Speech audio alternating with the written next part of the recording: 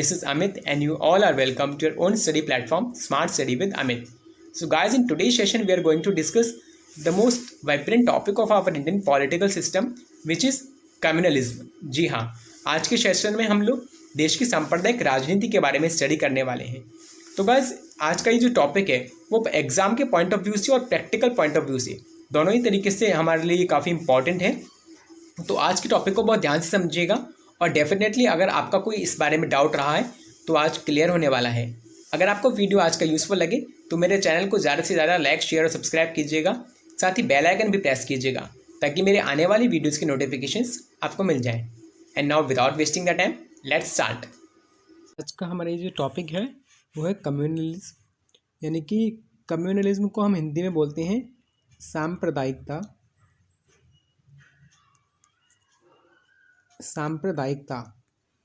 तो ये टॉपिक बहुत कॉमन है हमारा और काफ़ी इम्पॉर्टेंट भी है, क्योंकि नॉर्मली हम जानते हैं कि जो चीज़ हमारे लिए सभी के लिए कॉमन होती है वो उसका एक अपने आप में बहुत इम्पॉर्टेंट रोल होता है.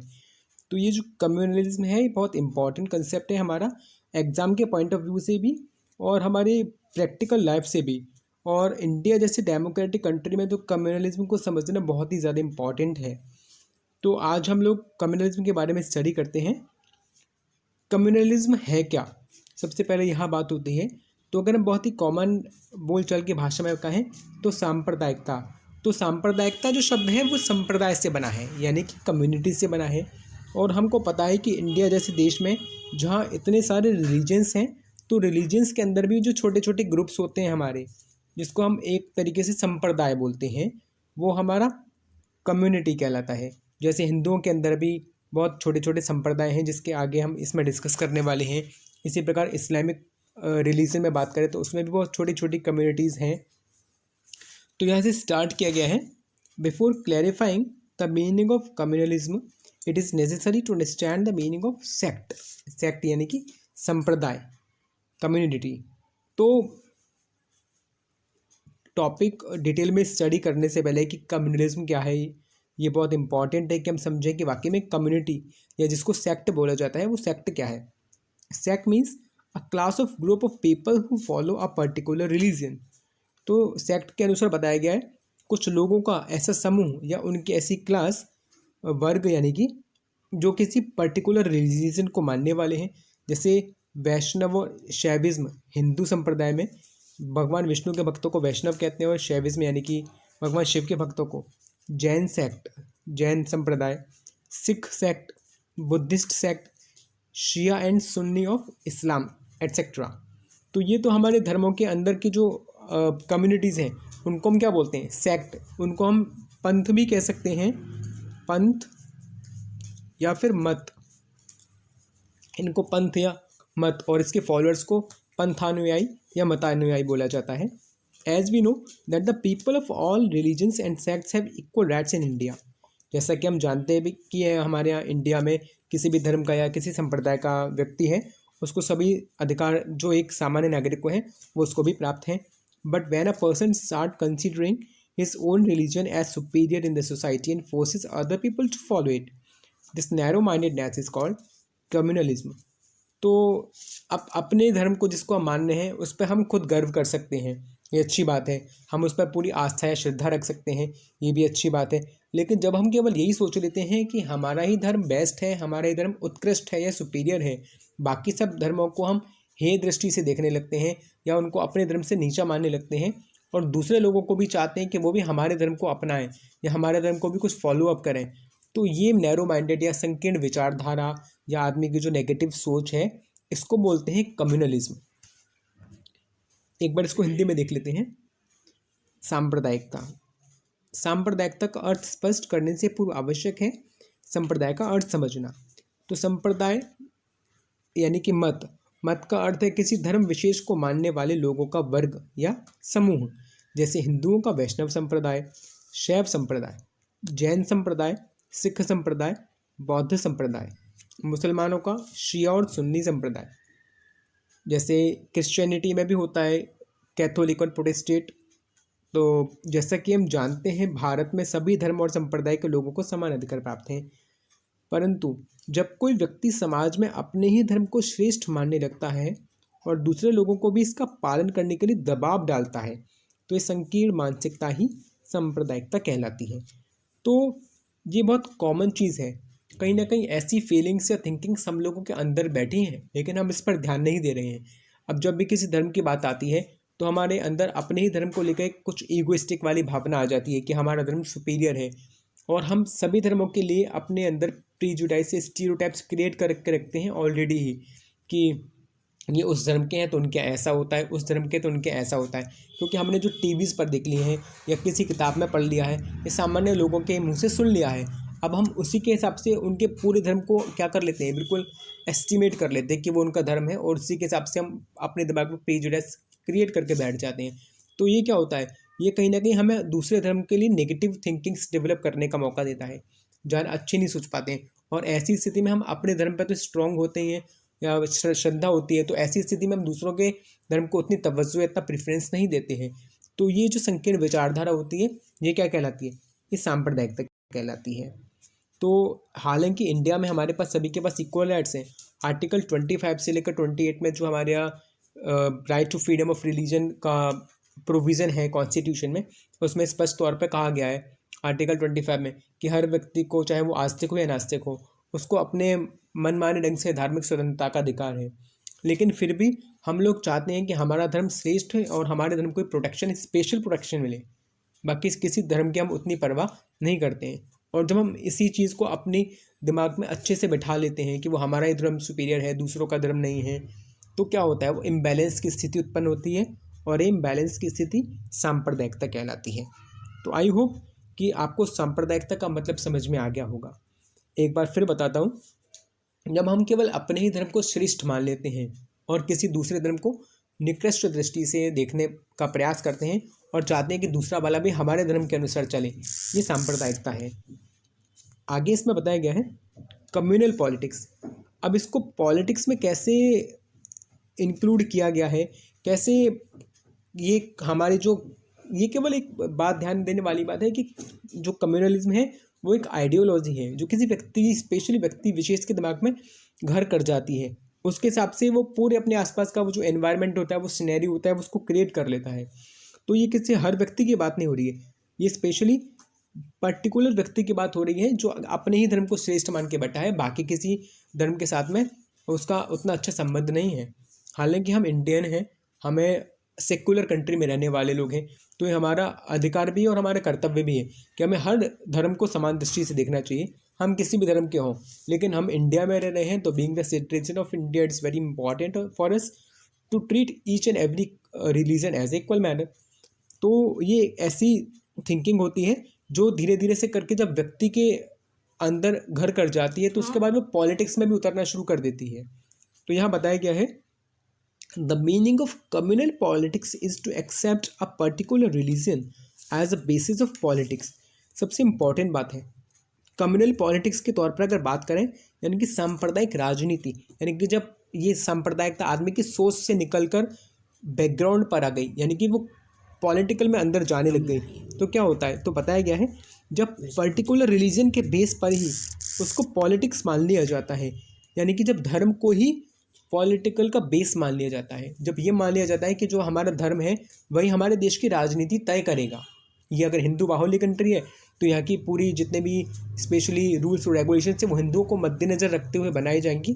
ये चीज़ होती है कम्युनल पॉलिटिक्स, यानी कि जब पूरी राजनीति का जितना भी स्ट्रक्चर है, ढांचा खड़ा हुआ है, उसके अंदर धर्म की नींव रख दी, लगा, धर्म स्पेशली किसी धर्म की ईंट लगा दी जाए। जैसे ये हिंदू धर्म है, हिंदू राष्ट्र है, तो हिंदुओं की बेस पर ही सारे रूल्स और रेगुलेशंस बनेंगे, सारी विचारधाराएं बनेंगी, सारे रीति रिवाज बनेंगे, सारे नियम कानून बनेंगे।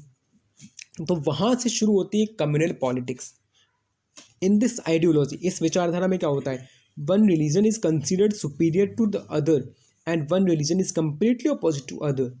अब क्या होता है, ये मान लिया जाता है कि इस कंट्री में जिस भी धर्म के लोगों का बाहुल्य है, मेजोरिटी में जो है, उसको ही सारा कुछ इम्पॉर्टेंट मान लिया जाता है, और उसमें माना जाता है कि वही धर्म सुपीरियर है दूसरे धर्मों के कंपैरिजन में।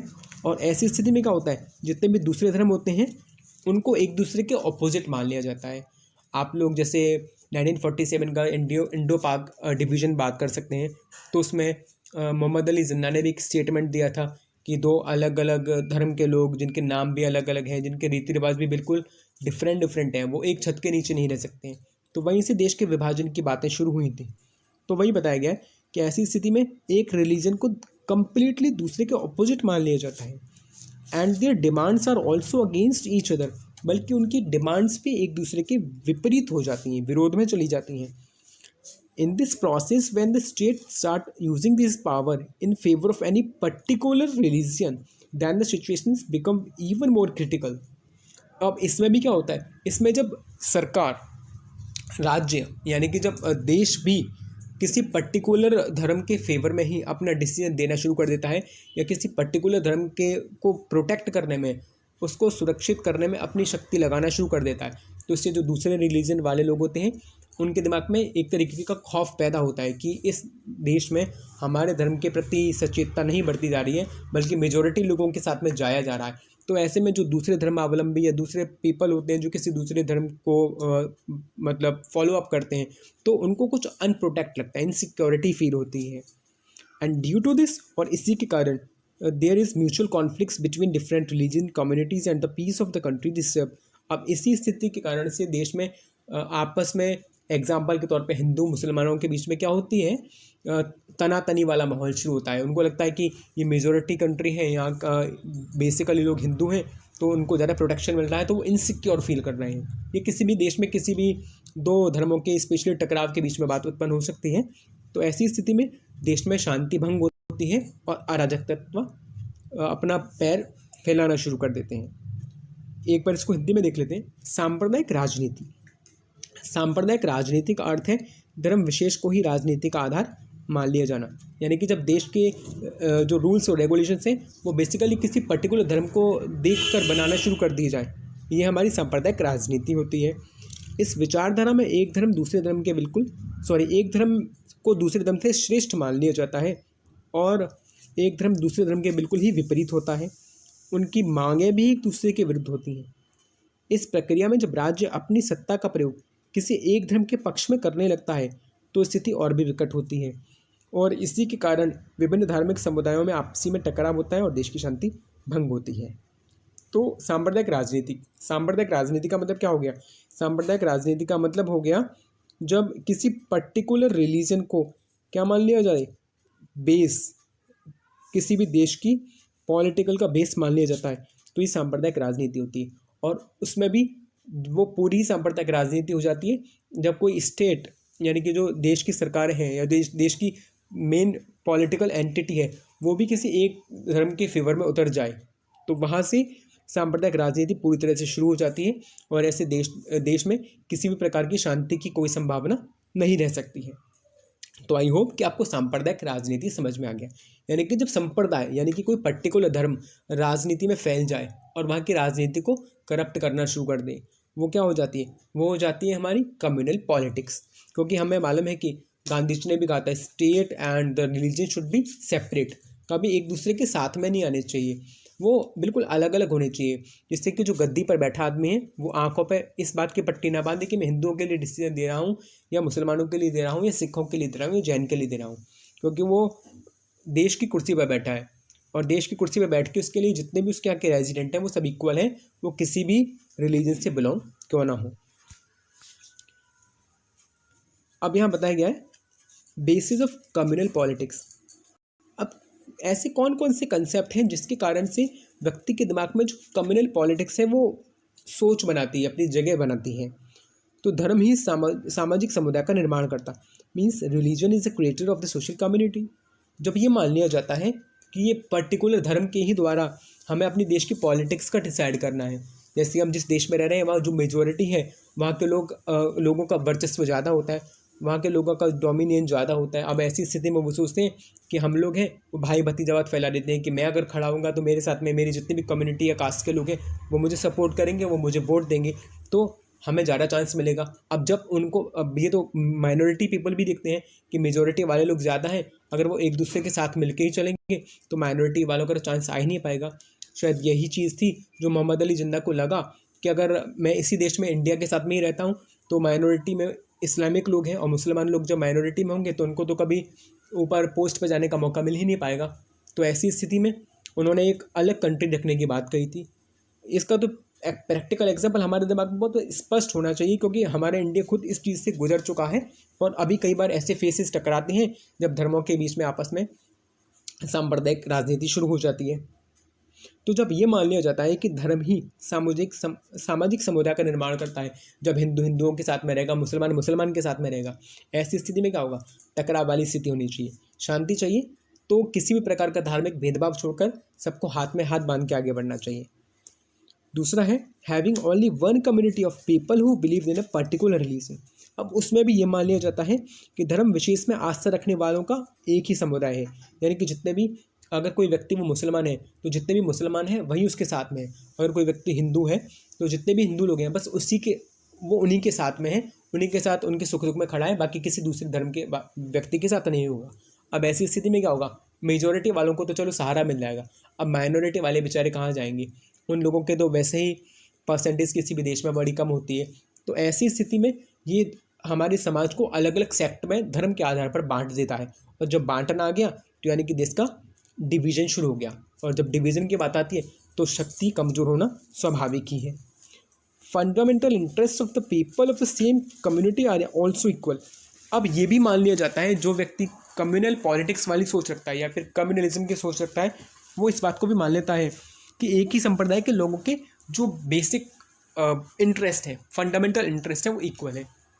जैसे बात करें, अगर किसी हिंदू की बात करते हैं, एक हिंदू है वो जो इस प्रकार की सोच रख रहा है कि जितने भी लोग हैं वो, अगर उसके अंदर कम्युनल पॉलिटिक्स वाली बात है, अगर वो सांप्रदायिक सोच रखता है कि मेरा धर्म सुपीरियर है और मैं अपने धर्म का अगर नेता हूँ, तो क्या होगा? मेरे से जुड़े जितने भी लोग होंगे उनके बारे में मैं अच्छे से डिसीजन ले सकता हूँ।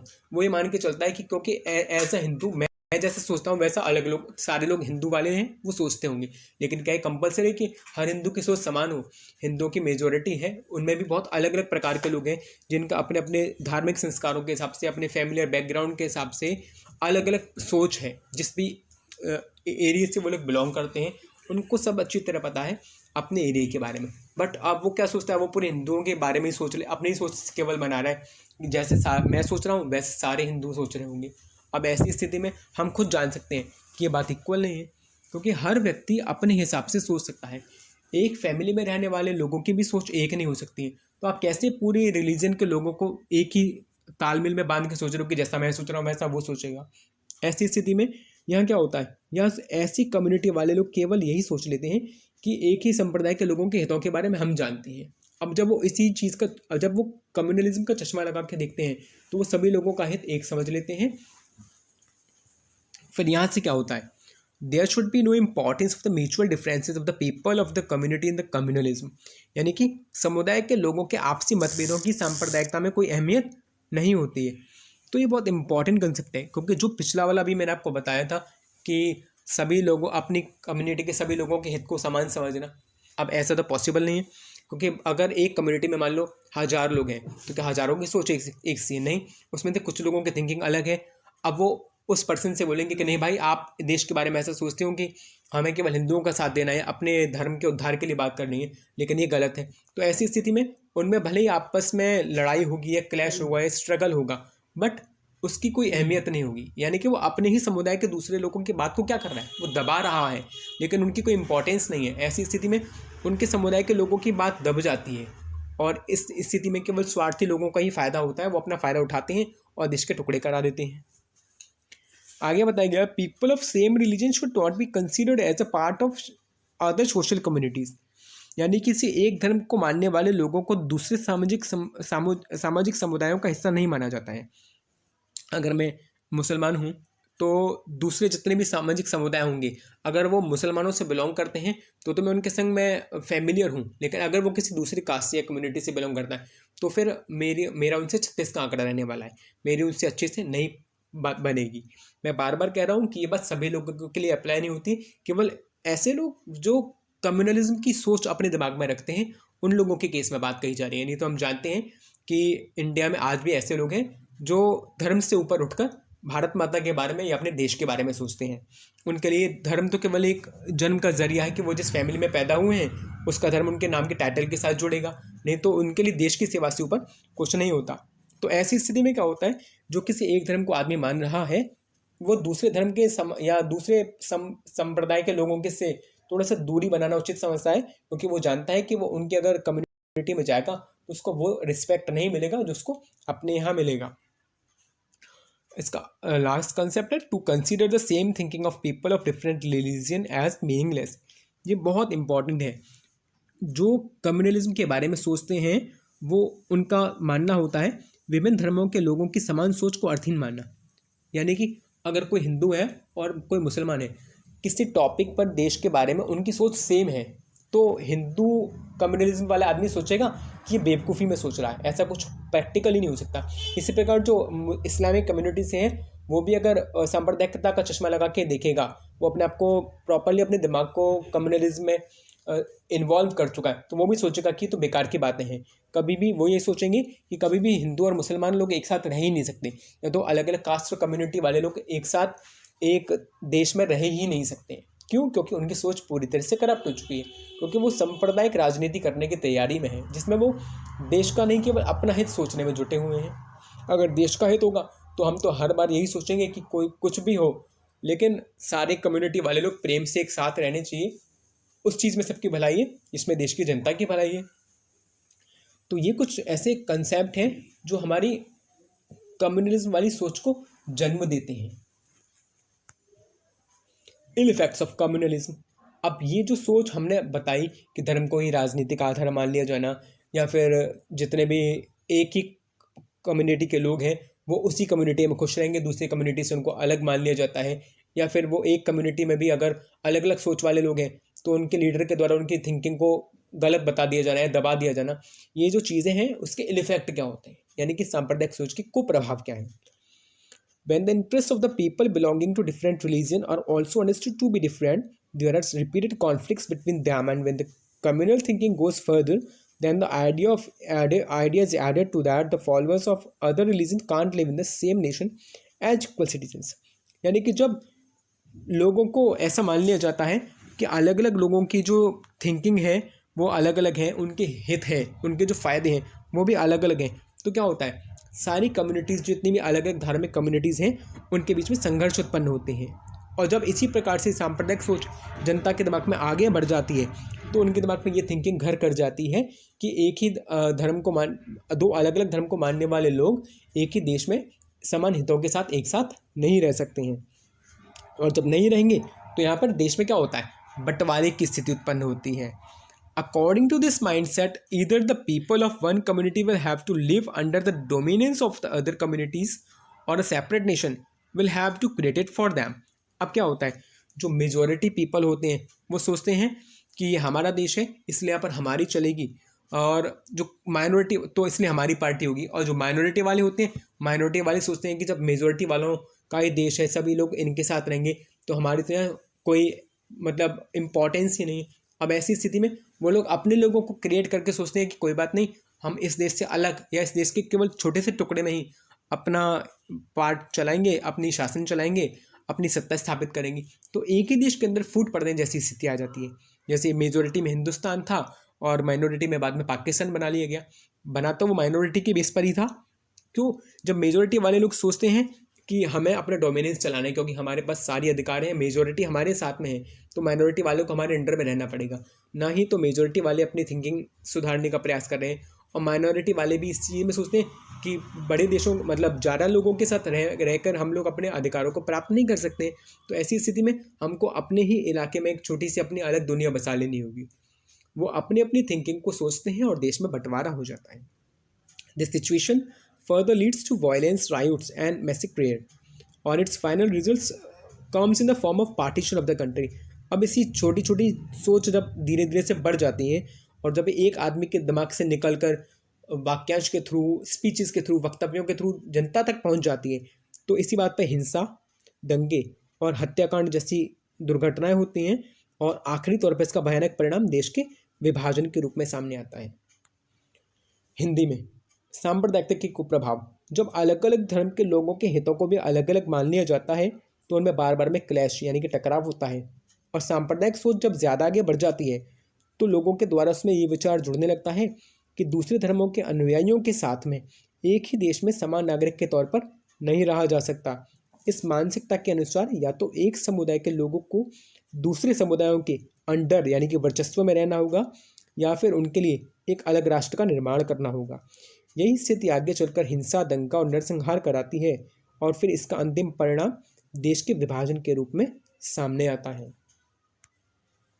कॉन्क्लूजन, अब इस सारे का निष्कर्ष क्या है? द आइडियोलॉजी, यानी कि बेसिकली हम आखिर में क्या कह सकते हैं इसके बारे में? The ideology of communalism is fundamentally wrong. जैसे कि हम जानते हैं कि ये विचारधारा ही पूरी तरह से बेबुनियाद है, बिल्कुल गलत है। It's not possible for the people of one religion to have the same interest and aspiration in every aspect. तो बिल्कुल सही बात है, ये पॉसिबल ही नहीं है कि एक आदमी के इंटरेस्ट भी सेम हो और हर स्थिति में वो एक सा ही सोचे। ऐसा तो आवश्यक नहीं है। जैसे कि अगर हिंदुओं का लीडर है, वो सोचे कि नहीं जैसा वो सोचता है वैसे ही सारे हिंदू सोचेंगे, तो ऐसा तो पॉसिबल ही नहीं, क्योंकि हम जानते हैं कि एक माँ के अगर 2 बच्चे हैं तो उनके भी हर रिस्पेक्ट में सोच एक से नहीं हो सकती। Every person plays a vital role in the society. तो हर आदमी अपना अपना अलग, हर किसी पर्टिकुलर मुद्दे के बारे में अपनी अलग अलग सोच रखता है। Every person plays a variety of roles in the society. हर आदमी अपने एक समाज में अलग अलग प्रकार की भूमिका अदा करता है। His status and identity are different. उसकी स्थिति और उसकी पहचान दोनों ही समाज में अलग अलग होती हैं। In every community there are people of different views. तो इसी प्रकार से हर कम्युनिटी में, हर स्थिति में, हर समुदाय में एक ही मुद्दे पर अलग अलग सोच रखने वाले लोग होते हैं। ज़रूरी नहीं कि हर आदमी की हर मुद्दे पर एक ही सोच हो, समाज में सभी की सोच अलग अलग होती है। All of them have the right to say their point of view. और इसी आधार पर हमारे पास पब्लिक ओपिनियन का ऑप्शन है संविधान में, कि हमारे पास अपनी पॉइंट ऑफ व्यू को एक्सप्रेस करने का पूरा अधिकार है। हम क्या सोचते हैं किसी पर्टिकुलर इश्यू के बारे में, वो हमारा अधिकार है कि हम उसको सामने प्रकट करें। So to see the people belonging to one religion in a non-religious context with the same point of view is to suppress the different voices of that community। इसलिए किसी के बारे में ये सोचना कि किसी भी धर्म के बारे में हमसे अच्छा कोई दूसरा सोच ही नहीं सकता, जो हम सोच रहे हैं वो हमारे धर्म के सारे लोग सोचेंगे, तो ऐसा बिल्कुल गलत है। ऐसा सोचना या ऐसा करना अपने ही धर्म के लोगों की बातों को दबाना है। तो हम जानते हैं कि ये कहाँ तक न्याय संगत है, ये बिल्कुल गलत है। निष्कर्ष के तौर पर हम कह सकते हैं कि सांप्रदायिकता की विचारधारा बुनियादी तौर पर ही गलत है। एक धर्म के लोगों के हित और उनकी आकांक्षाएं हर मामले में एक जैसी हों, इट्स नॉट पॉसिबल। समाज में हर व्यक्ति कई तरह की भूमिका निभाता है, उसकी हैसियत और पहचान अलग अलग होती है। हर समुदाय में तरह तरह के विचार के लोग होते हैं, इन सभी को अपनी बात कहने का पूरा अधिकार है। इसलिए एक धर्म से जुड़े सभी लोगों को किसी गैर धार्मिक संदर्भ में केवल एक ही दृष्टि से देखना उस समुदायों की विभिन्न आवाज़ को दबाना है। तो ये गलत है। हमारे यहाँ पब्लिक ओपिनियन है। पब्लिक ओपिनियन का मतलब होता है कि समाज के हर व्यक्ति को देश के किसी भी पॉइंट के बारे में अपनी बात को फुली फ्रीडम के साथ एक्सप्रेस करने का अधिकार है।